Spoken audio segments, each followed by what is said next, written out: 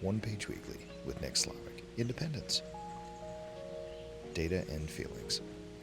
83% of workers would take a pay cut if they could work for themselves, but only 16% do it. People who actually leave companies to found their own say that independence was the motivator, not money. And if you listened to or read last week's One Page Weekly about balance, you heard me mention that entrepreneurs have a 4x more potential to suffer from depression and anxiety.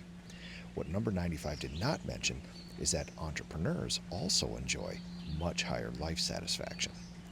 As we mark the 250th anniversary of the USA's independence, I've thought a lot about what it is to be truly independent.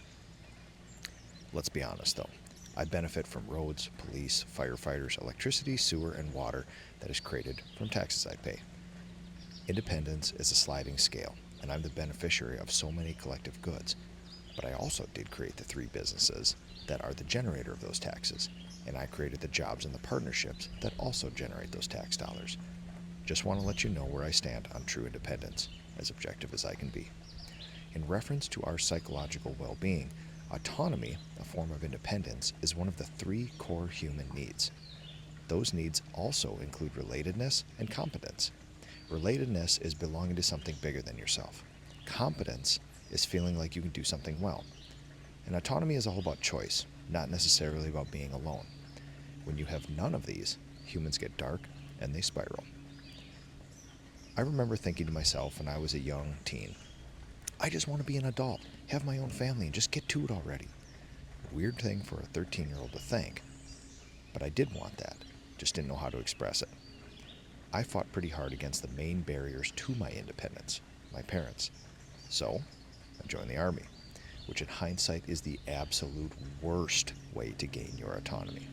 Sure, I lived on my own in another state and carried around a machine gun, but federal military service is the opposite of independence. I would get my rank busted if I didn't listen to a guy who had 6 more months time and grade than I did. And I would go to jail if I quit before my 4-year term was up. But at least I wasn't living in my parents' basement. Then they sent me overseas. Most of my generation of servicemen and women believed that spreading democracy and independence through the more dangerous parts of the world was a calling. After all, who wouldn't want autonomy, competence, and relatedness, all with limited barriers? Turns out, a bunch of teens with no life experience were pretty much unable to change societies that spoke different languages, practiced different faith traditions, and had disparate forms of governments for thousands of years. But it made sense at the time. So I returned home and continued my quest for independence. And it happened quickly. College, house, marriage, business, kids, etc. All about 19 years ago, I gained my independence from lots of stuff. But my newfound autonomy brought with it all the things I mentioned in last week's episode. Still wouldn't trade any of it, but would have liked a bit more competence and relatedness along the way. So, on this 250th anniversary of our country, I find myself getting more and more patriotic each day. A different kind of patriotism than 18-year-old me had.